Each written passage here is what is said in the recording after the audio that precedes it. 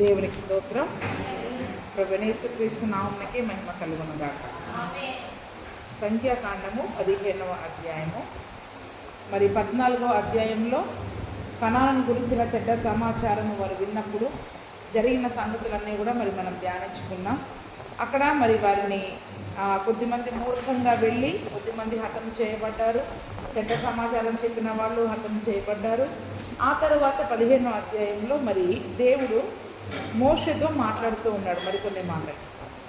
మరియు యెహోవా మోషేతో ఇలా సెలవిచ్చెను, నీవు ఇజ్రాయేలులతో ఇట్లనుము, నేను మీకు ఇచ్చుచున్న దేశ నివాసములలో మీరు ప్రవేశించిన తరువాత యెహోవాకు ఇంపైన సువాసన కలుగునట్లుగా గోవులలోని దానినే కానీ గొర్రె మేకల దానినే కానీ దహన బలిగానైనను తెచ్చి రొక్కుబడి చెల్లించుటకనియో స్వేచ్ఛార్పణగాననియో నియామక కాలమందు అర్పించున్నదియో దేనినైనను మీరు అర్పింపగోరిన ఎడల. ఇక్కడ కొన్ని రకాల బలుల గురించి చెప్తా ఉన్నారు. స్వేచ్ఛార్పణలు, మొక్కుబడులు, దేవునికి ఇంపైన సువాసన గల హోమముగా, మరి నియామక కాలములందు అర్పించే బలులు ఉన్నాయి, స్వేచ్ఛార్పణలు ఉన్నాయి, అంతేకాకుండా మొక్కుబడులు కూడా ఉన్నాయి. మరి ఇవన్నీ కూడా కనాను వెళ్ళిన తర్వాత మనం అర్పించేటప్పుడు ఏ రీతిగా అర్పించాలి అనేది ఒక్కొక్క దానికి ఒక్కొక్క సంగతిని చెప్తా ఉన్నారు. ఏంటండి అంటే ఇంతకాలం వీళ్ళు ప్రయాణంలో ఉన్నారు. పాపాల విషయమై, అతిక్రమముల విషయమై, అపరాధముల విషయమై ఏ బలులు అర్పించాలో చెప్పారు. ఇప్పుడు కనాను వెళ్ళిన తరువాత, కనాను చేరిన తరువాత మరి వాళ్ళు అర్పించే ఏ బలి అయినా కూడా స్వేచ్ఛార్పణ. ఎందుకంటే ఇప్పుడు వాళ్ళు కనాను చేరారు అంటే కనాను చేరగానే వాళ్ళు అర్పించే బలులు ఏమై ఉంటాయి? కృతజ్ఞత కానుకలు. ఏంటి చెప్పండి? అందుకని స్వేచ్ఛార్పణలు అంటారు. అవన్నీ కూడా కృతజ్ఞత కానుకల కింద వస్తాయి. మొక్కుబడి, నేను క్షేమంగా కనానికి వెళితే అయ్యా నీకు ఇది చెల్లించుకుంటానని మొక్కుకుంటాం. లేదా స్వేచ్ఛార్పణ, సంతోషంగా అంటే క్షేమంగా వచ్చినందుకు మనం సంతోషంగా దేవునికి మన ఇష్టపూర్వకంగా ఇచ్చే స్వేచ్ఛార్పణ. అది కాకుండా మళ్ళీ నియామక కాలాలలో అర్పించే బలులు కూడా ఉన్నాయి కదా, ఆ బలులను బట్టి కూడా అవన్నీ కూడా ఆ యొక్క కనాను చేరిన తర్వాత ఎలా అర్పించాలి అనే సంగతులను ఇక్కడ చెబుతా ఉన్నారు. అంటే ఏది ఏమైనా కూడా దేవుడు మనకి చేర్చిన గమ్యస్థానానికి చేర్చిన తర్వాత ఖచ్చితంగా ఏం చేయాలి చెప్పండి? స్వేచ్ఛార్పణలు కానీ మొక్కుబడులు కానీ అన్నీ తీర్చుకోవాలి. అంటే ఇక్కడ మనం కనాను చేరే సంగతే కాకుండా మన ఆత్మీయ జీవితంలో కూడా ఏ సంగతి అయినా దేని గురించి అయితే మరి మనం ప్రార్థన చేస్తూ ఉన్నామో మన జీవితంలో మరి ఆ యొక్క అనారోగ్యం నుంచి మనం విడుదల పొందుకున్నా, లేదా ఏ సమస్య నుంచైనా మనం విడుదల పొందుకున్న తరువాత దేవుడు చేసిన మేలును బట్టి, ఇచ్చిన క్షేమమును బట్టి మనము స్వేచ్ఛార్పణలు, మొక్కుబడులు అనేవి మనం తప్పకుండా చెల్లించాలి. ఏం చెప్పండి? తప్పకుండా దేవునికి మరి మనము చెల్లించాలి. ఇష్టపూర్వకంగా ఇచ్చేది ఉంటుంది, మొక్కుబడిగా ఇచ్చేది ఉంటుంది. కానీ ఏదైనా కూడా చెల్లించాలి అని మరి ఆ రోజు వాళ్ళు బలులు ఇచ్చేవాళ్ళు కాబట్టి ఆ బలుల పద్ధతి ప్రకారం ఎలా చేయాలి అనేది 15వ వచనం వరకు కూడా మొత్తము అదే చెప్పబడి ఉన్నది. 14వ వచనం వరకు కూడా మరి ఆ యొక్క స్వేచ్ఛార్పణని ఇస్తే ఎలాగా, కోడెదూడని బలిస్తే ఎలాగా, గొర్రెను బలిచ్చినప్పుడు ఎలాగా అనేది ఒక పద్ధతి అనేది అక్కడ నియమించారు. చూడండి, అంటే ప్రతిదానికి ఒక పద్ధతి అనేది ఖచ్చితంగా అక్కడ రాయబడి ఉంది కదా. మరి ఇప్పుడు మనం ఆ బలులన్నీ అర్పించవలసిన అవసరము లేదు. కానీ మరి దశలోనికి సంఘానికి అపోస్తలుడైన పౌలు రాస్తూ ప్రతి విషయమందు మీరు దేవునికి కృతజ్ఞతాస్తుతులు చెల్లించండి. కాబట్టి ప్రతి విషయంలో కూడా మనం దేవునికి కృతజ్ఞతలు చెల్లించాలి. అక్కడ చూడండి కొన్ని విషయాలు మాత్రమే నేను చెప్తాను. 4వ వచనంలో మరి మనం చూసుకున్నట్లయితే, యెహోవాకు అర్పణం అర్పించువాడు 30 నూనెతో కలిపిన 2 పళ్ళ పిండిని నైవేద్యముగా తేవలను, ఒక్కొక్క గొర్రె పిల్లతో కూడా దహన బలి మీదనేమి పోయిటకై 30 ద్రాక్షరసమును పానార్పణముగా సిద్ధపరచవలను. అంటే వాళ్ళు అర్పించే ఈ యొక్క స్వేచ్ఛార్పణలలో ఖచ్చితంగా ఏముండాలి? 30 నూనె ఉండాలి, 30 ద్రాక్షారసము ఉండాలి. అంటే ఖచ్చితంగా కూడా ఈ యొక్క ద్రాక్షారసముతో, నూనెతో వాళ్ళు ఏం చేయాలి చెప్పండి? దేవునికి అర్పణను వాళ్ళు అర్పించాలి. మామూలుగా మనం పాప పరిహారార్థ బలులు అర్పించేటప్పుడు ఇవన్నీ కూడా వాడం. మనం ఇవన్నీ కూడా ద్రాక్షారసం అనేది ఉండదు. ద్రాక్షారసాన్ని పానార్పణముగా పోయాలంట. ఎలా పోయాలంట? 10వ వచనంలో ఉంటుంది. మరియు యెహోవాకు ఇంపైన సువాసన గల హోమముగా 10 ద్రాక్షారసమును పానీయ అర్పణముగా తేవాలి. ఎలా తేవాలంట? పానీయార్పణముగా తేవాలి. అందుకని పౌలు గారు అంటాడు, నా యొక్క ప్రాణమును పానార్పణముగా నేను దేవుని కొరకు పోయబడి ఉన్నాను. అంటే దేవుని కొరకు తన యొక్క ప్రాణమును ఎలా పోసాడంట? ద్రాక్షారసముని పానార్పణముగా ఎలాగైతే పోసి యెహోవాకు ఇంపైన సువాసన గల హోమముగా మరి ఆ దినమున వాళ్ళు అర్పించారో, ఇక్కడ పౌలు గారు ఏమర్పించారు? తన జీవితాన్ని ఇచ్చేశారండి. ఏమి ఇచ్చేశారు చెప్పండి? తన జీవితాన్ని పానార్పణముగా నేను పోయబడి ఉన్నాను. ఆ బలిపీఠము మీద నన్ను నేనే పానార్పణముగా దేవుని కొరకు నేను పోసుకున్నాను. నూనె అనేది పరిశుద్ధాత్మ నింపుదలకి గుర్తు. మరి ఆ యొక్క ద్రాక్షరసము అనేది ఏంటంటే సజీవ యాగముగా మనల్ని మనము దేవునికి సమర్పించుకోవడం. ఏంటి చెప్పండి? సజీవ యాగముగా మనల్ని మరి మనకు దేవునికి సమర్పించుకోవాలి. అంటే దేవుడు మన జీవితంలో చేసిన ప్రతి మేలును బట్టి, ఇచ్చిన క్షేమమును బట్టి, ఒకవేళ మనం అడిగే మన ప్రార్థనలకు ఇచ్చిన జవాబులను బట్టి మనము ప్రతి విషయంలో కూడా దేవుని ఎలా ఆరాధించాలి? ఆ యొక్క పరిశుద్ధాత్మతో ఆనందించాలి. పరిశుద్ధాత్మలో ఆనందిస్తూ మనలను మనము సజీవముగా దేవునికి సమర్పించుకోవాలి. ఎందుకంటే విరిగి నలిగిన హృదయమే ఆయనకి ఇష్టమైన బలి. విరిగి నలిగిన హృదయం నేను అలక్ష్యము చేయను అంటున్నాడు. కాబట్టి ఈ దినమున మనం ఎంత దేవునికి ఇచ్చినా తక్కువే. కాబట్టి మనల్ని మనము దేవునికి సమర్పించుకోవాలి. ఆ బలిపీఠం మీద ఏం చేయాలి చెప్పండి? మనల్ని మనమే ఆయన కొరకు సమర్పించుకొని సజీవ యాగముగా ఆయన కొరకు సమర్పించుకోవాలి. ఈ దినమున మనం ఏం చేస్తామంటే కొన్ని విలువైన కానుకలు ఇస్తారు, కానీ వాళ్ళు మాత్రం దేవుని కొరకు సమర్పించుకోవాలి. ఏంటి చెప్పండి? కానుకలు ఇస్తారు, అవి ఇస్తారు, ఇవి ఇస్తారు, మందిరంలో అవసరాలన్నీ తీరుస్తారు, కానీ వాళ్ళ హృదయాన్ని వాళ్ళ జీవితాన్ని మాత్రం దేవుని కొరకు అర్పించుకోలేరు. అది అంతా కూడా ఉపయోగం లేనిది. అదంతా కూడా ఉపయోగము లేనిది. దేవుడికి ఎవరు కావాలి? మనం కావాలి. మన జీవితం కావాలి. మన యొక్క జీవితం పరిశుద్ధమైన జీవితం దేవుడు కోరుకుంటున్నాడు. కానీ పరిచర్య కొరకు మా యొక్క కానుకలు అర్పణలు ఎంత ముఖ్యమో దేవుని కొరకు వాడబడాలంటే ఖచ్చితంగా మనము మన జీవితాన్ని దేవుని కొరకు మరి మనం పానార్పణముగా పోయబడే వారముగా ఉండాలి. కాబట్టి నూనెతో ద్రాక్షారసంతో మరి ఆ యొక్క అర్పణలను అర్పించాలి అని ఆ యొక్క సిద్ధపరచబడిన వాటి లెక్కను బట్టి ప్రతిదానికి అలాగే చేయాలంట. 12వ వచనంలో చూడండి, ఒక్కొక్క పిల్లతో కూడాను అలాగ చేయవలను. మీరు సిద్ధపరచు వాటి లెక్కను బట్టి వాటి లెక్కలో ప్రతిదానికి అట్లే చేయవలను. దేశంలో పుట్టిన వారందరూ యెహోవాకు ఇంపైన సువాసన గల హోమార్పణను తెచ్చినప్పుడు మీరు అలాగుననే చేయవలను. మీ యొద్ద నివసించు పరదేశీయే కానీ మీ తరతరములలో మీ మధ్య ఉన్న వాడెవడు కానీ యెహోవాకు ఇంపైన సువాసన గల హోమము అర్పింప కోరినప్పుడు మీరు చేయనట్లే అతడును చేయవలను. మనమే కాదండి, మన దేశంలో ఉన్న వాళ్ళు. అంటే ఇప్పుడు సంఘంలో చూడండి, అనేక ప్రాంతాల వాళ్ళు ఉంటారు, అనేక కులాల వారు ఉంటారు, అనేక మతాల వాళ్ళు ఉంటారు. కాబట్టి అందరము ఏ మతాల నుండి వచ్చినా, ఏ కులాల నుండి వచ్చినా, ఏ దేశం నుండి వచ్చినా దేవుని సన్నిధిలో అర్పించే అర్పణ ఒకటే అయి ఉండాలి. ఏంటంట? ఇది మా కుల పద్ధతి, ఇది మా మత పద్ధతి, ఇది మేము ఆ మతం నుంచి వచ్చాము, ఆ కులం నుండి వచ్చాం, కాబట్టి మేము ఇలాగే చేస్తాము అంటే కుదరదు. మనం ఎక్కడ నుండి వచ్చినా, ఏ దేశమోడైనా కూడా దేవునికి అర్పించే ఆరాధన బలి ఒకటే అయి ఉండాలి. ఏంటంట? ఆరాధన క్రమం ఒకటే. ఏ దేశమైనా, ఏ ఊరైనా, ఏ ప్రపంచమైనా, ప్రపంచంలో ఉన్న అందరి క్రైస్తవులు దేవునికి అర్పించే ఆరాధన క్రమము ఒక్కటిగానే ఉండాలి. ఎలా ఉండాలంట? ఒక్కటిగానే ఉండాలి. అందుకనే ఆరాధనను కూడా ఐక్యతతో అందరూ కలిసి చేయాలి. ఎలా చేయాలి? ఏక మనసుతోటి అందరము కలిసి మరి దేవునికి చేసే వారముగా ఉండాలి. అప్పుడే అది దేవునికి ఇంపైన సువాసన గల హోమం. ఎందుకంటే సహోదరులు ఐక్యత కలిగి నివసించుట ఎంత మేలు, ఎంత మనోహరము అంటాడు. అంటే అది ఆ తల పైన అహరోను యొక్క తల మొదలు గడ్డం మీదగా కారి, తల మొదలుకొని గడ్డం మీదుగా కారి ఆ యొక్క వస్త్రపు అంచుల వరకు కూడా దిగినట్లుగా మరి సువాసన గల, అది ఇంపైన సువాసన గల హోమముగా ఉంటుంది. కాబట్టి ఆరాధన ఐక్యతతో చేయాలి, అందరూ ఏక మనసుతో చేయాలి, అందరూ ఒకే విధముగా చేయాలి అని అక్కడ ఖచ్చితమైన మరి దేవుడు సూచనలు ఇస్తా ఉన్నాడు. ఎందుకంటే ఆ దినమున బలులు వారు ఇచ్చారు. ఇప్పుడు మనం ఇచ్చేది ఏంటి? మన హృదయం అనే బలి అర్పణను దేవుని సన్నిధిలో మరి మనము అర్పిస్తూ ఉన్నాము. 15వ వచనం కూడా చూడండి. సంఘమునకు అనగా మీకును మీలో నివసించు పరదేశికిని ఒక్కటే కట్టడా, అది మీ తరములకుండు నిత్యమైన కట్టడా.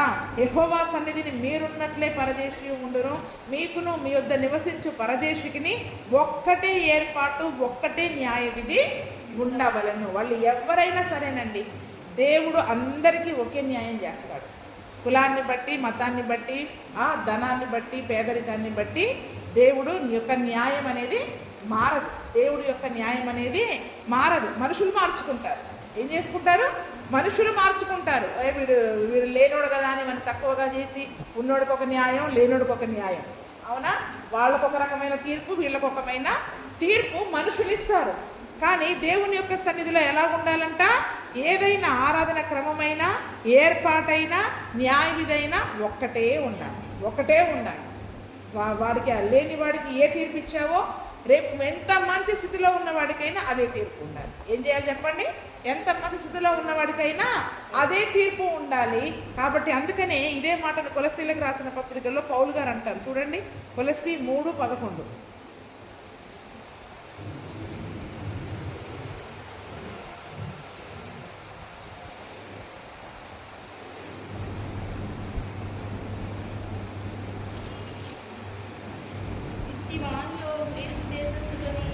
ఇంటి వారిలో గ్రీకు దేశస్థుడని, యూదుడని భేదము లేదు, సున్నతి పొందినవాడని, సున్నతి పొందక పోవుటయని భేదము లేదు, పరదేశుడని, స్థితీయుడని, దాసుడని, స్వతంత్రుడని లేదు, కానీ క్రీస్తే సర్వమును అందరిలోనూ ఉన్నవాడునై ఉన్నాడు. చూడండి, ఇక్కడ దేవుని యొక్క నవీన స్వభావాన్ని ధరించుకోవాలి, దేవుని రూపంలోకి మనం మార్చబడాలి అంటే అందరికీ ఒకటే పద్ధతి అండి. అక్కడ చాలా విషయాలు చెప్పాడు, ఏవేవి విడిచిపెట్టాలో చెప్తున్నాడు. పైనంతా కూడా 5వ వచనం నుంచి మన అవయవాలని, జారత్వాన్ని, అపవిత్రతని, కామాతురతని, దురాశను, విగ్రహారాధనను, ధనాపేక్షను అన్నీ చంపేయండి.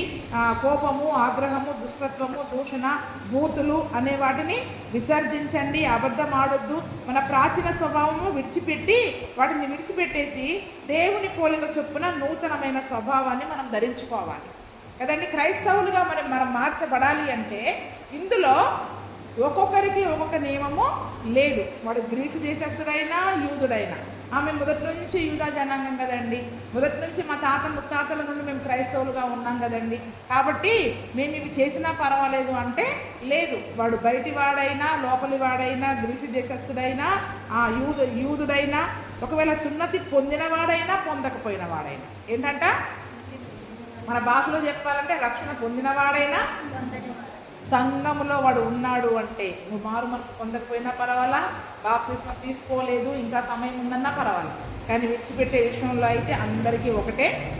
కొద్దిమంది ఏం చేస్తారు, వాళ్ళు సేవ చేయట్లేదుగా, వాళ్ళు ఏమంటారు, వాళ్ళు మందిరానికి రావట్లేదుగా అని చాలామంది ఏం చేస్తారంటే బాప్తిస్మం తీసుకోలేదు కదా అని కొన్ని మినహాయింపులు ఇచ్చేస్తాం. బాప్తిస్మాలు తీసుకునే వారికి ఏం చెప్పండి, బాప్తిస్మాలు తీసుకునే వారికి తీసుకోలేదు కాబట్టి ఎలా ఉన్నా పర్వాలేదు, తీసుకున్న వాళ్ళు మాత్రమే జాగ్రత్తగా ఉండాలి అనేది మనం పెట్టుకున్న రూల్ అది. కానీ వాక్యం ఏం చెప్తుంది? సున్నతి పొందినవాడని లేదు, పొందకపోవటాని లేదు, గ్రీకు దేశస్థుడని లేదు, యూదుడని లేదు, పరదేశి అని లేదు, స్థితీయుడని లేదు. స్థితీయుడు అంటే చూడండి అక్కడ అదొక రకమైన జనం, అది ఒక రకమైన అనాగరికమైన జనం. అంటే ఇప్పుడు ఒక రకంగా కొద్దిమంది అనాగరికులు ఉంటారు చూడండి, అసలు ఏమీ తెలియని వాళ్ళు కూడా దేవుని నమ్ముకుని కొత్తగా యేసు ప్రభువులకు వచ్చినా కూడా వాడికి కూడా అదే, వాళ్ళకు కూడా అదే, మా కులంలో ఇది లేదు, మా మతంలో ఇది లేదు, మా దాంట్లో ఇది లేదు, మేము ఇలా చేసుకోవచ్చు అన్నది ఉండకూడదు.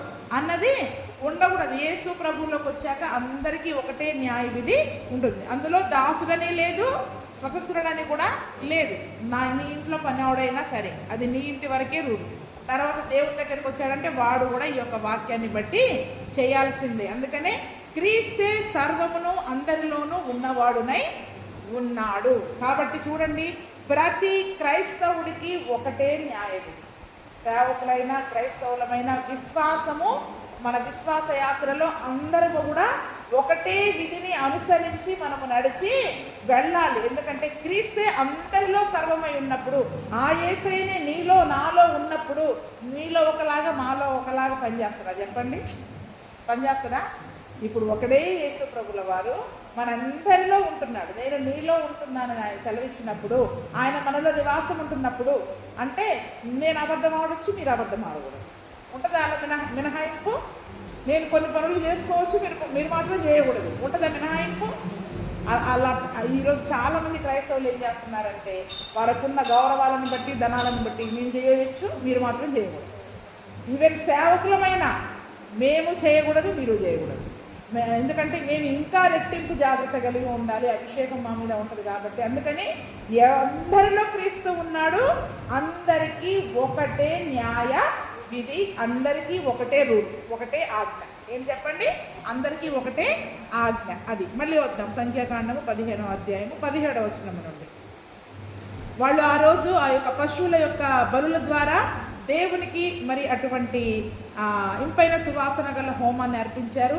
ఈరోజు మరి మనము పరిశుద్ధాత్మలోను మన యొక్క శరీరములను, దేహములను, ప్రాణాత్మ దేహాలని సజీవ యాగముగా ఆయనకు సమర్పించుకుంటూ ఒక్కటే విధిని, ప్రతి క్రైస్తవుడు అందరికీ ఒకటే రూల్ని మరి మనము పాటించే వారముగా ఉండాలి.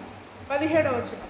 యెహోవా మోషేకు ఇలాగ సెలవిచ్చెను, నీవు ఇశ్రాయేలులతో ఇట్లనుము, నేను మిమ్మల్ని కొనిపోవచ్చున్న దేశములో మీరు ప్రవేశించిన తరువాత మీరు ఆ దేశపు ఆహారములు తిన్నప్పుడు ప్రతిష్ఠితార్పణమును యెహోవాకు అర్పింపవలను. మీరు ఆ మొదటి పిండి ముద్ద రొట్టెను ప్రతిష్ఠితార్పణముగా అర్పింపవలను. కళ్ళపు అర్పణము వలె దాన్ని అర్పింపవలను. మీ తరతరములకు మీ మొదటి పిండి ముద్దలో నుండి ప్రతిష్ఠితార్పణమును యెహోవాకు అర్పింపవలెను. ఎలాగంట? మొదటిదేమో అర్పణల గురించి చెప్పాడు, అంటే బలుల గురించి చెప్పాడు.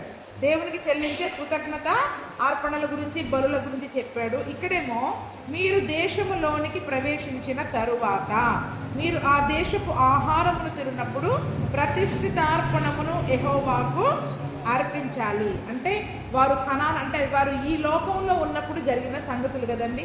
కనానుకు వెళ్ళాక మొదటి పంట వీరు వేయలేదు, అక్కడ ఆల్రెడీ వేసిన పంటనే ఉంది కాబట్టి ఆ పంటని వీళ్ళు ఏం చేశారు? చక్కగా మరి ఆ యొక్క పంటని, ఆ ధాన్యాన్నే వారు ఆ యొక్క భోజనం చేశారు. కాబట్టి మీరు తినేటప్పుడు ఏం చేయాలి చెప్పండి? ప్రతిష్ఠితార్పణంగా ముందు దేవునికి ఇవ్వాలి. ఏంటండి? మేము వెయ్యని పొలాలు, వెయ్యని ధాన్యము, చక్కటి పండ్లు అన్నీ ఉన్నాయి వాళ్ళు వెళ్ళగానే అని చక్కగా వెళ్ళి ఆనందంతో తెంపుకొని తినడం కాదు. ముందు ఏం చేయాలి? అయ్యా, మేము చక్కటి పాలు తేనెలు ప్రవహించే దేశానికి, చక్కటి పండ్లు, ధాన్యము గల, శ్రేష్టమైన ధాన్యము గల దేశానికి మరి మమ్మలను తీసుకుని వచ్చినందుకై మొట్టమొదటగా దేవునికి ప్రతిష్ఠితార్పణను ఇవ్వాలి కదండి. మొట్టమొదటగా దేవునికి మనం అర్పణను తీయాలి. మీరు మీ మొదటి పిండి ముద్ద రొట్టెను ప్రతిష్ఠితార్పణంగా అర్పించాలి. కళ్ళపు అర్పణము వల్ల దానిని అర్పించాలి. మీ తరతరములకు మొదటి పిండి ముద్దలో నుండి ప్రతిష్ఠితార్పణమును యెహోవాకి ఏం చేయాలంట? తినేటప్పుడు మొదటి పిండి ముద్దను ఏం చేయాలంట? చాలామంది అన్యులు చూడండి, మొదటి ముద్దను కలిపి పక్కన పెట్టేస్తారు కదండి. మొదటి ముద్దను కలిపి పక్కన పెట్టేస్తారు. అందుకని ఇక్కడ ఏమంటున్నారంటే, కళ్ళను కూర్చేటప్పుడే ఆ యొక్క ధాన్యాన్ని, ఆ ధాన్యంలో నుంచి దేవుడికి ప్రత్యేకంగా అర్పణని మనం తీయాలి. ఎందుకంటే కలిపిన ముద్ద మనం తినలేం కదా, కాబట్టి దేవునికి అది అన్యుల పద్ధతి. కానీ దేవుడు ఏం చెప్తున్నాడు? ధాన్యములో నుండే, పళ్ళల్లో నుండి కానీ, ధాన్యంలో నుండి కానీ ఉన్నది, ధాన్యంలో నుండి కానీ మరి మనము దానిని మొట్టమొదటగా దేవునికి తీసి పెట్టేయాలంట. మొదటి పిండి ముద్ద ఏంటంట? మొదటి పిండి ముద్ద. ఇప్పుడు చాలామంది బియ్యం తెస్తూ ఉంటారు కదండి. ప్రతిరోజు ఏం చేస్తాం? మనం వండే దానిలో నుంచి మొట్టమొదటిగా కొన్ని బియ్యం తీసి ఇస్తారు. చాలామంది ఏం చేస్తారంటే తీయడం మర్చిపోయి నెలకి కొన్ని సంచిలో పోసుకొని వచ్చేస్తుంటారు కదండి. అలా తీయడం కంటే కూడా మరి మనం జ్ఞాపకం ఉంచుకొని ప్రతిరోజు భోజనం చేసి వండేటప్పుడు, అయ్యా ఈరోజు మాకు ఏ కొరత లేకుండా ఈ ఆహారాన్ని ఇచ్చావు అని చెప్పి కృతజ్ఞతగా ఆ రోజు దాంట్లో నుండి తీస్తే అది ఇంకా శ్రేష్టమైన దీవెనలు మనకు దయచేస్తుంది. మర్చిపోయో లేకపోతే ఏదో ఒక కారణాన్ని బట్టో తర్వాత ఏం చేస్తారంటే మన వాళ్ళు తర్వాత తీసుకొచ్చే వారిగా ఉంటారు. దానివల్ల వాళ్ళ హృదయం దేవునికి దగ్గర ఉండదు, ఏదో తీసుకెళ్ళాలి అన్నదానితోటే ఉంటుంది. కానీ ప్రతిరోజు మీరు ప్రార్థనాపూర్వకంగా తీశారనుకోండి, మొదటి బియ్యం తీశారనుకోండి, ప్రతిరోజు కృతజ్ఞత చెల్లించిన వారు ఏం చేస్తాం? ప్రతిరోజు దేవునికి కృతజ్ఞత చెల్లించిన వారం అవుతాం. అందుకనే ప్రతిరోజు చేయడం అనేది మంచి పద్ధతి. అందుకని ఆయన మొదటి పిండి ముద్ద అంటున్నప్పుడు ప్రతిరోజు కూడా రోజు వండే ప్రతిసారి దేవుణ్ణి మనం జ్ఞాపకం చేసుకొని ఆయనకి మనం కృతజ్ఞతలు చెల్లించుకొని ఆ యొక్క ధాన్యాన్ని మనం ప్రక్కన పెట్టుకున్నట్లయితే నిజముగా అది దేవునికి ఇచ్చే అర్పణ కూడా హృదయపూర్వకంగా మనం ఇచ్చినట్లు అవుతుంది. హృదయపూర్వకంగా ఇచ్చినట్లు అవుతుంది. బాబు ఈ నెల నేను తీయలేదు, మర్చిపోయా, ఏదో గబగబ వేయాలి కాబట్టి వేసుకొని వస్తే హృదయపూర్వకంగా ఇచ్చినట్టుగా ఉండదు. ఏదో ఇవ్వాలి కాబట్టి ఇచ్చినట్టుగా మరి మనము ఉంటుంది. కాబట్టి మరి దేవునికి ఇచ్చే విషయంలో కూడా మరి మనం కొన్ని మార్పులు హృదయపూర్వకంగా ఇస్తున్నామా, ఏదో ఇవ్వాలి సేవకులు చెప్పారు ఆచారపరంగా ఇస్తున్నామా, చేసే ఏ పని అయినా ఆచారపరంగా చేయొద్దండి. దేవునికి ఇంపైన సువాసన గల హోమంగా ఉండాలి. దేవుడు ఇష్టపడాలి. ఏం చెప్పండి, మనం తెచ్చే ప్రతి అర్పణ, ఇచ్చే ప్రతి రూపాయి, ఇచ్చే ప్రతి బియ్యం గింజను కూడా దేవుడు ఏం చేయాలి, సంతోషించాలి, ఇష్టపడాలి దాని విషయమే. కాబట్టి దేవుడు ఇష్టపడే విధముగా దానిని మరి మనము అర్పించాలి. చూడండి, ఇంకొక కొన్ని మాటలు చదువుకుందాం దీని గురించి కూడా. సామెతలు 3:9 నుంచి 10.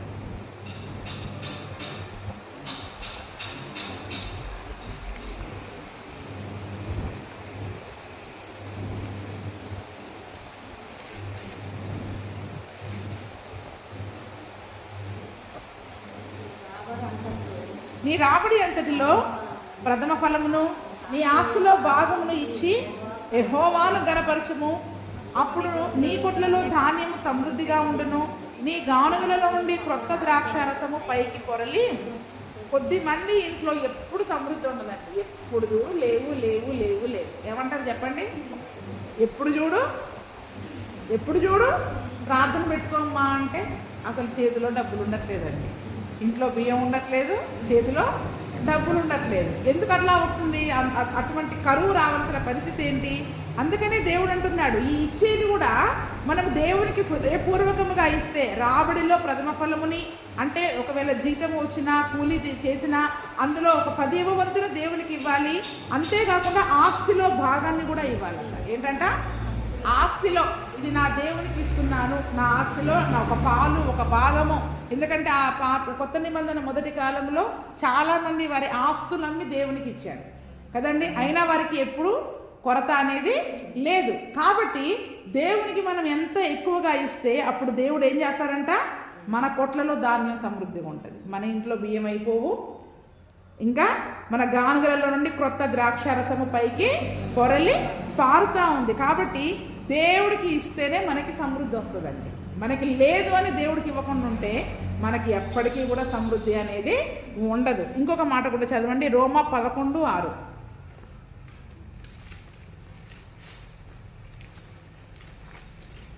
ఎందుకు వివరంగా చెప్తున్నానంటే కనీసం విన్న వాళ్ళైనా తర్వాత గుర్తు పెట్టుకుంటారు.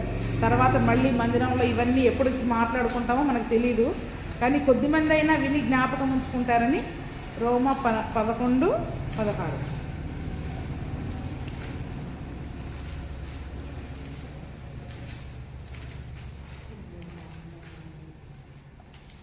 తీయలేదా? రోమా 10:16 చదవండి.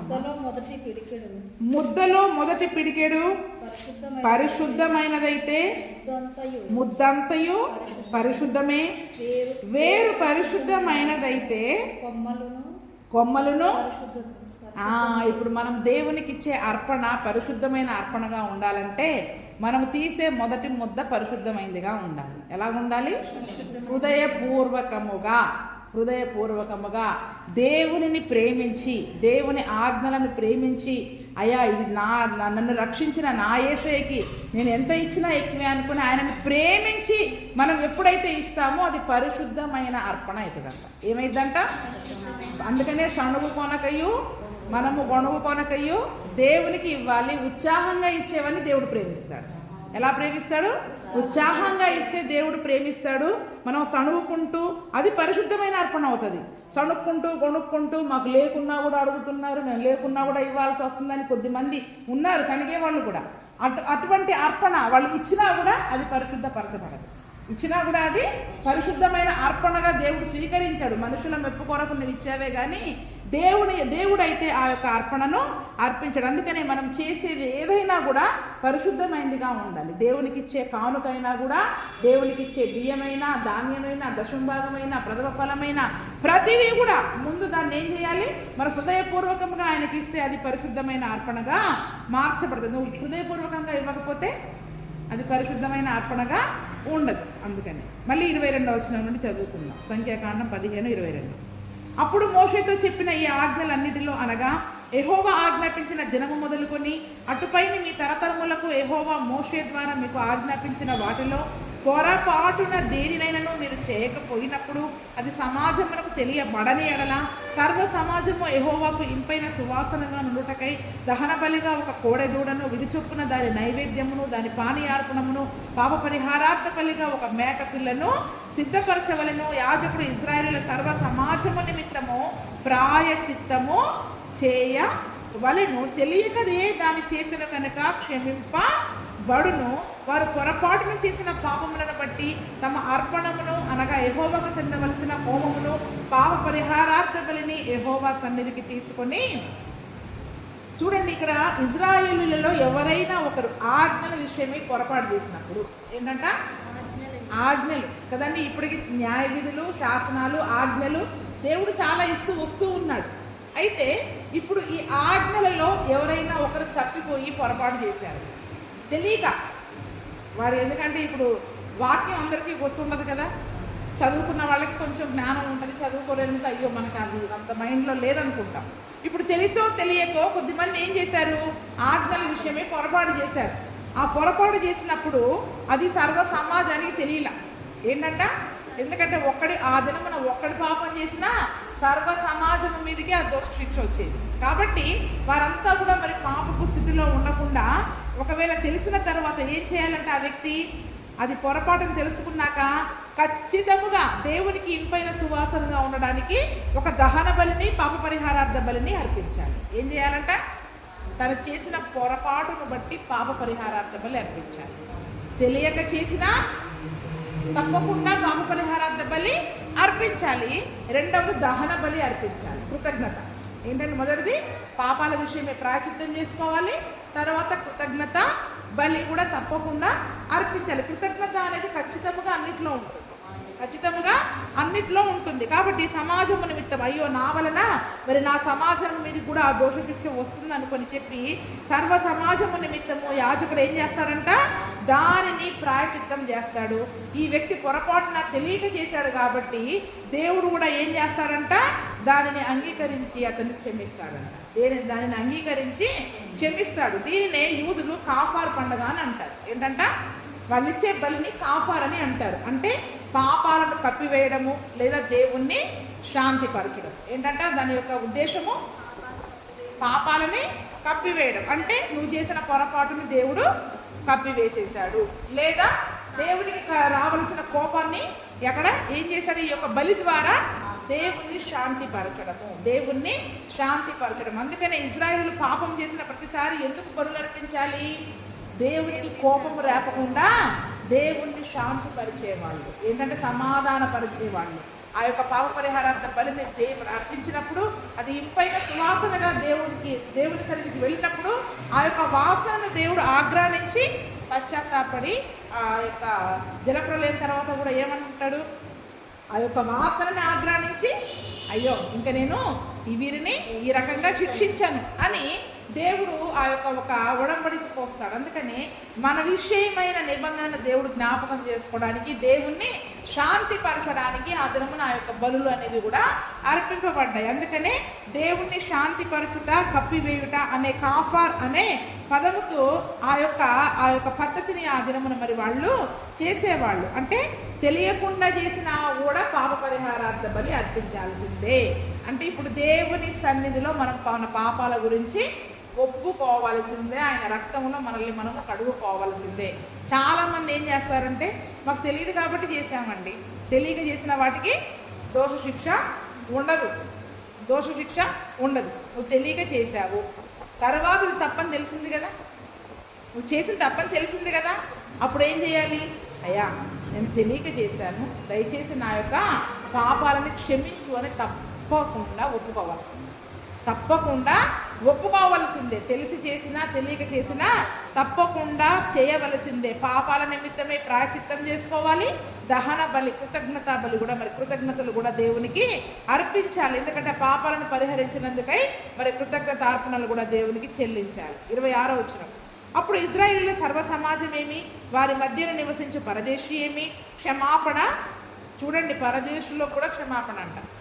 వాళ్ళ మధ్యలో ఉన్న అందరికీ మనం ఒప్పుకుంటే మనకి దొరికే క్షమాపణ మనకే కాదండి, మన చుట్టూ ఉన్న వారందరి మీదకి ఆ సమాధానము, శాంతి అనేది వస్తుంది. దేవుడు అందరినీ క్షమిస్తాడు.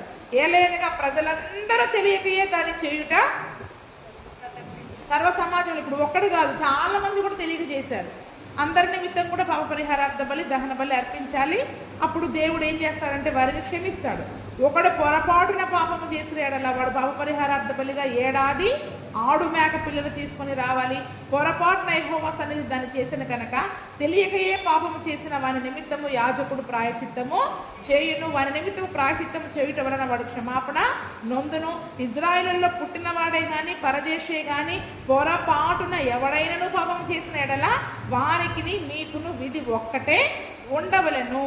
ఏంటంట, ఒకవేళ పరదేశీ అయినా వేరే వాళ్ళు ఎవరైనా, ఇప్పుడు మనం చేశాం కదా, ఒకటే న్యాయ విధి. అన్యుడని లేదు, అంటే రక్షణ పొందినవాడని లేదు, పొందని వాడని లేదు. ఇప్పుడు చూడండి, యోబు యొక్క కుమారులు కుమార్తెలు మరి అక్కడ రక్షణ పొందారో లేదో, దేవుని యందు వారికి విశ్వాసం ఉందో లేదో తెలియదు. కానీ ఒకవేళ వాళ్ళు దేవుని సన్నిధిలో ఏమైనా పొరపాటు చేశారేమో అని చెప్పి వాళ్ళ నిమిత్తం యోబు ఏం చేసేవాడు, రోజు ఉదయాన్నే లేచి బలులు అర్పించేవాడు. అంటే వాళ్ళ గురించి కూడా ఇతను ఏం చేసేవాడు, ఈ ప్రాయశ్చిత్త బలులు అర్పించేవాడు. అంటే ఈరోజు మన పిల్లల విషయమే కూడా, మన వారి యొక్క పాపాల విషయమే కూడా మనం ఏం చేయాలి, దేవుని సన్నిధిలో ఒప్పుకునే వారముగా ఉండాలి. అందరికీ ఒకటే న్యాయ విధి. అంటే అందుకనే చూడండి, ఆ యేసు ప్రభువును సిలువ వేసినప్పుడు కూడా యూదులు ఆయన మెస్సియా అని చాలామంది అంగీకరించలేదు. కొద్దిమందికి తెలియదు, కొద్దిమంది అంగీకరించలేదు. కాబట్టి యేసు ప్రభుల వారు ఏమని క్షమించారు? మొదటి మాట, వాళ్ళకి తెలవదు, ఏం చేస్తున్నారో వాళ్ళకి తెలియదు. తెలియకయే పొరపాటు చేశారు. ఏం చేశారు చెప్పండి? తెలియకయే పొరపాటు చేశారు కాబట్టి వారిని, అందుకనే వారి విషయమైన పాప పరిహారార్థ బలిగా, దహన బలిగా ఆయనే తన్ను తాను కలువరి సిలువలో అప్పగించుకున్నారు. ఇప్పుడు మనం బలులు అర్పించాల్సిన అవసరం లేదు.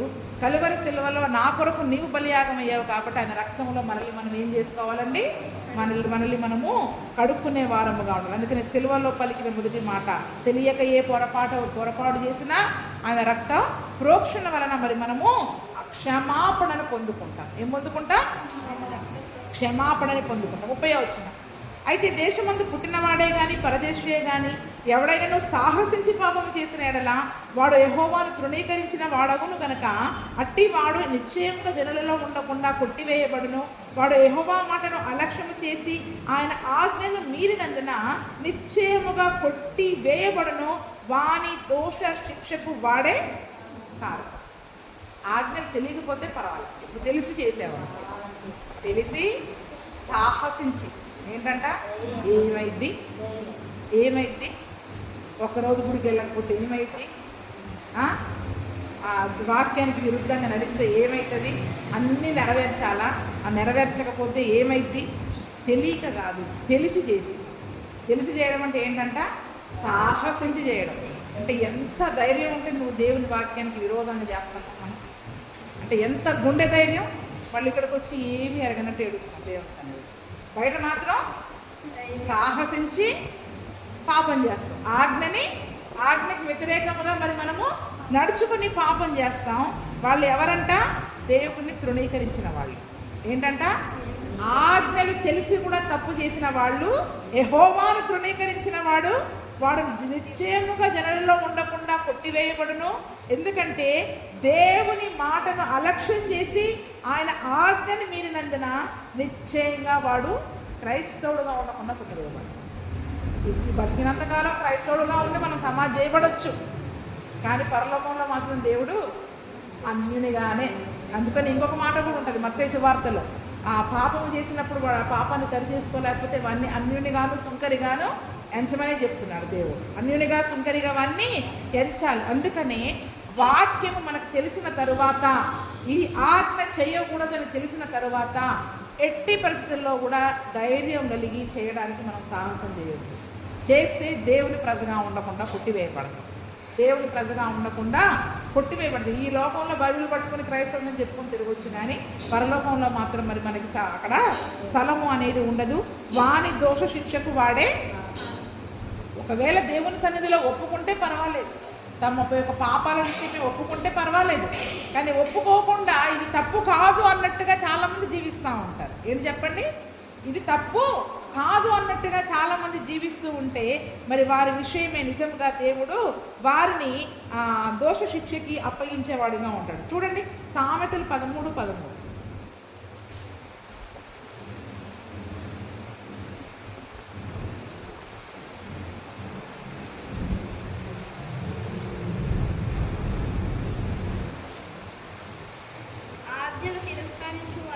ఆజ్ఞను తిరస్కరించువాడు అందువలన శిక్షనందును ఆజ్ఞ విషయమై భయభక్తులు గలవాడు లాభము పొందును. ఇక్కడ చూడండి, ఆజ్ఞ విషయమై ఆజ్ఞను తిరస్కరిస్తే ఏం జరుగుద్దంట?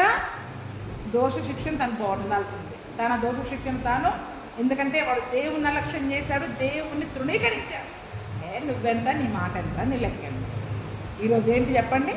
దాని అర్థం ఏంటి? అంతే కదా, దాని అర్థం ఏంటి? ఇప్పుడు నువ్వెంత, నీ సిలువ త్యాగం ఎంత, నీ యొక్క నీ మాట లెక్క ఎంత. నాకు ఇప్పుడు ముందు ఇది అవసరం. ఏమో నిర్మలం అంతేనా? దైవ సేవకుల మాట అయినా వాక్యమైనా ఆజ్ఞను తిరస్కరిస్తే ఏం జరుగుద్దంట? ఎంత సాహసం చేస్తున్నారు చెప్పండి? ఆజ్ఞలకు వ్యతిరేకంగా నడవడం వల్ల ఎంత సాహసం చేస్తున్నారు? ఖచ్చితంగా శిక్షని పొందుకుంటాం. ఈరోజు మనం ఏం చేస్తాం? నేను ఏ తప్పు చేయలేదు, ఎందుకు నాకు ఈ శిక్ష వచ్చింది? మనం ఎన్ని తప్పులు చేసామో మనకు తెలిస్తేగా. సాహసించి చేసినా కూడా మనకు అర్థం కావట్లేదు కదా. ఆజ్ఞ విషయమే భయభక్తులు గలవాడు, అమ్మో ఈ ఆజ్ఞను తప్పితే నాకు శిక్ష వస్తుంది అని భయముతో భక్తితో నువ్వు ఉంటే లాభం పొందుకుంటాం. ఏం పొందుకుంటాం చెప్పండి? లాభం పొందుకుంటాం. మనం ధిక్కరించి ధైర్యంగా మా ఇంట్లో వారి వలన మేము చేయక తప్పదండి, అలా చేయక తప్పదండి, ఇలా చేయక తప్పదండి, మా బంధువుల వలన బలవంతం వలన చేయక తప్పదండి అంటే నువ్వు దేవుణ్ణి ధిక్కరించి మరి ఆ యొక్క పనిని చేస్తే మన దోష శిక్షని మరి మనమే భరించుకునవలసిన వారం అవుతాం. మళ్ళీ వద్దాం సంఖ్యాకాండం 15:32. కాబట్టి మరి ఆ యొక్క మాటలు మనం జ్ఞాపకం ఉంచుకొని భయము కలిగి యెహోవా భక్తులు కలిగి ఆయన ఒక ఆజ్ఞలను మనం నడుచుకునే వారంగా ఉండాలి. ఇజ్రాయేలు అరణ్యంలో ఉన్నప్పుడు ఒకడు విశ్రాంత దినమున కట్టెలు ఏరుట చూచిరి. వాడు కట్టెలు ఏరుట చూచిన వారు మోషే యుద్ధకును అహరోను యుద్ధకును సర్వ సమాజం వద్దకును వారిని తీసుకొని వచ్చిరి. వానికి ఏమి చేయవలెనో అది విషదపరచబడలేదు కనుక వారిని కావలిలో ఉంచిరి. చూడండి, విశ్రాంతి దినాన్ని పరిశుద్ధంగా ఆచరించమని 10 ఆజ్ఞల్లో ఇవ్వబడ్డది. కానీ ఇంతవరకు మనం చదువుకున్న దగ్గర వాడు దాన్ని మీరితే ఏం చేయాలో చెప్పలేదు. దాన్ని మీరితే ఏం చేయాలో చెప్పలే. కానీ నా విశ్రాంతి దినాన్ని ప్రతి చోట చాలాసార్లు రాయించాడు. పరిశుద్ధంగా ఆచరించాలి, పరిశుద్ధంగా ఆచరించాలి, ఖచ్చితంగా విశ్రాంతి తీసుకోవాలి అనే ఆజ్ఞని పదే చెప్పుకుంటూ వస్తున్నారు. అన్ని పదే చెప్పుకుంటూ వచ్చినా కూడా ఒకడు ఏం చేశాడంట? కట్టెలు ఏరుకోవడానికి పోయాడంట. ఏంటంట? చూడండి, అది ముఖ్యమైన చావు కాదు. పోనీ ఏదో చావు అంటే సొంత బంధువులు అది అనుకోవచ్చు. ఎంత చిన్న పని అండి అది. కట్టెలు ఆ పూట కాకపోతే మళ్ళీ తర్వాత ఏరుకోలేడా? ఆ పత్తి అప్పుడు కాకపోతే మళ్ళీ తీసుకోలేడా? చెప్పండి. మిరపకాయలు అప్పుడు కాకపోతే మళ్ళీ తీసుకోలేడా? అంటే కొన్ని చిన్న కారణాలను బట్టి విశ్రాంతి దినాన్ని ఏం చేస్తున్నాడు? వాడు ఆజ్ఞను ధిక్కరించి సాహసం చేశాడు. ఏం చేశాడు? ఆజ్ఞను ధిక్కరించాడా లేదా? ఇప్పుడు ఇక్కడ కొన్ని ఏ కారణం, బలమైన కారణం ఉందా? మన ఇంట్లో చావు జరిగిందా ఏమన్నా? మన ఇంట్లో కూడా కాదు, బీరకాయ పీస్ చుట్టానికి జరిగినా కూడా పోతున్నాం. బీరకాయ పీస్ చుట్టం ఉన్నా కూడా అమ్మయ్య ఆ వంకను మనం మానేయడానికి ప్రయత్నం చేస్తాం. అయితే ఏం చేయాలో అప్పటి వరకు తెలియబడలేదు కాబట్టి వాళ్ళని ఏం చేశారంట? పక్కన పెట్టారంట. వాళ్ళని పక్కన పెట్టారు. మోషే వెళ్ళాడు, దేవుని దగ్గర ప్రార్థన చేశాడు, అయ్యా వీడి విషయమే మేము ఏం చేయాలి? వీడి విషయం మేం చేయాలని మరి మోషే ప్రార్థన చేసినప్పుడు అప్పుడు యెహోవా సెలవిస్తున్న మాట ఏంటది?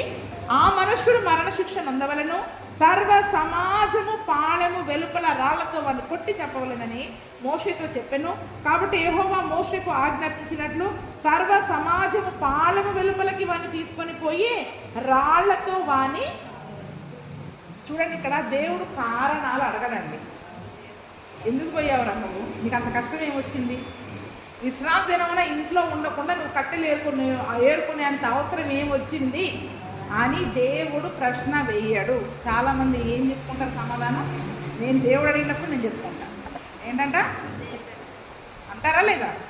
నా దేవుడు అడిగినప్పుడు నేను చెప్పుకుంటాగా సమాధానం. ఏమండి, తీర్పు దినాన్ని దేవుడు మనకి మన జవాబు వినడానికి తీర్పులో ఉంటాడండి. నువ్వు చేసిన పనిని బట్టి నీకు అటు వెళ్తావా ఇటు వెళ్తావా ఒకటే రూట్ మ్యాప్. చాలామంది ఈరోజు ఎలా తయారయ్యారంటే తీర్పు దినం నేను చూసుకుంటా, నా దేవుడికి నేను చెప్పుకుంటా అంతగా ఉన్నాం ఈరోజు మనం. అక్కడ ఒకటే మాట అన్నాడు దేవుడు. ఏమన్నాడు? ముందు వాడిని ఎంక్వైరీ చేయండి, వాడు ఎందుకు పోయాడు అడగండి, వాడి పరిస్థితిని బట్టి అప్పుడు శిక్షేద్దాం అన్నాడా? ఆజ్ఞను ధిక్కరిస్తే శిక్ష పొందాలి. ఏంటి చెప్పండి? ఆజ్ఞను ధిక్కరించిన వాడు శిక్ష నొందును. విశ్రాంతి దినమును వాడు కట్టెలు ఏరుకోవడానికి పోయాడు, ఒకటే అన్నాడు, వాడు చావవలసింది. దేవుడు ఏమంటున్నాడు చూడండి, తర్వాత యెహోవా ఒకటే వచనం, ఆ మనుషుడు మరణ శిక్ష నొందవలెను. ఇప్పుడు నిజంగా మనకి శిక్ష వేస్తే మనం ఎంతమంది ఉంటాం చెప్పండి మందిరంలో? ఎంతమంది ఉంటాం మన మందిరంలో ఈరోజు? నెలకి ఓ 10 మంది, నెలకో 10 మంది అవుట్ అయిపోతూ ఉంటుంటే ఇజ్రాయేల్ అరణ్యంలో రాలిపోయినట్టు మనం ఇక్కడే రాలిపోతాం. చూడండి, దేవుని యొక్క దీర్ఘశాంతాన్ని, ఆయన కృపని మనం ఇంకా పరీక్షిస్తూ ఉంటాం. ఏం చేస్తూ ఉంటాం? ఇంకా పరీక్షించి చిన్న చిన్న కారణాలు, ఈ లోక సంబంధమైన కారణాలు చూపించి ఆజ్ఞను మనం ధిక్కరిస్తే మనం చాలా భయంకరమైన శిక్షలు మనం పొందుకోవాల్సి వస్తూ ఉంది. మళ్ళీ ఒక్కరు కాదంట, సర్వ సమాజం వెళ్ళి మన రాళ్ళతో గురించి చంపండి. ఎందుకు? ఆ సర్వ సమాజానికి తెలియాలి, ఒకవేళ రేపటి దినమున ఎవరు ఆ పొరపాటు చేసినా నాకు ఇదే పరిస్థితి వస్తుంది అని సర్వ సమాజము తెలుసుకోవాలి. అందుకే ఏ పని చేయించినా సమాజం అంతటితో చేయించాడు దేవుడు. ఆ దినమున సమాజం అంతటితోటి చేయించాడు. చూడండి, ఒక ఆజ్ఞను ధిక్కరించడం వలన మరి ఆ వ్యక్తి ఎలాగ శిక్షను పొందుకున్నాడో. అందుకనే ఆజ్ఞ యందు భయభక్తులు కలిగి ఉంటే మనం లాభం కలిగి ఉంటాం. దేవుని సన్నిధిలో దీవెనలను మరి మనము పొందుకుంటాం. 37వ వచనం, మరియు యెహోవా మోషేకు ఇలాగ సెలవిచ్చెను, నీవు ఇజ్రాయేలులతో ఇట్లనము, వారు తమ తరతరములకు తమ బట్టల అంచులకు కుచ్చులు చేసుకొని అంచుల కుచ్చుల మీద నీలి సూత్రము తగిలింపవలను. మీరు నా ఆజ్ఞలన్నిటినీ జ్ఞాపకం చేసుకొని మీ దేవునికి ప్రతిష్ఠితులై ఉండునట్లు మునుపటి వలె కోరిన వాటిని బట్టి చూచిన వాటిని బట్టి వ్యభిచరింపక దాన్ని చూచి యెహోవా ఆజ్ఞలన్నిటినీ జ్ఞాపకం చేసుకొని వాటిని అనుసరించుటకే అది మీకు కుచ్చుగా ఉండును. ఏంటంట ఇక్కడ? ఇజ్రాయేలులతో ఇట్లనండి, తమ తరతరములకి బట్టల అంచులకి కుచ్చులు వేసుకోవాలంట. బట్టల అంచులకి ఏం చేయాలంట? ఖచ్చితంగా కుచ్చు ఉండాలి. చిన్నప్పుడు చిన్నపిల్లలకి కుచ్చులు వేసేవాళ్ళు. కుచ్చులు వేసి ఫ్రాకులు కానీ లంగలు కానీ కుచ్చులు లేకుండా వేసేవాళ్ళు కాదు కదండి. అంటే ఆ కుచ్చుల మీద ఏం ఉండాలంటే చెప్పండి, ఆ కుచ్చులకి అంచులకి కుచ్చులు వేసుకొని అంచుల కుచ్చుల మీద నీలి సూత్రము తగిలింపాలి. ఏంటంట? అంటే ఆ బ్లూ కలర్ దారంతో ఆ నీలి సూత్రము ఎవరికి ధరించేవాళ్ళు? అహరోన్, యాజకుడైన అహరోన్కి కూడా ధరింపజేసేవాడు. ఆ నీలి సూత్రముతోటే ఏ ఫోదును బలంగా లాగి వెనక్కి కట్టేవాళ్ళు. ఆ నీలి సూత్రం అనేది ఏ ఫోదును గట్టిగా ఉంచడానికి ఉపయోగపడుతుంది. కాబట్టి అదే నీలి సూత్రముని, అదే ఒక బ్లూ కలర్ యొక్క క్లాత్ని ఏం చేయాలంట? అంచుల మీద ఖచ్చితంగా తగిలించాలి. ఎందుకు?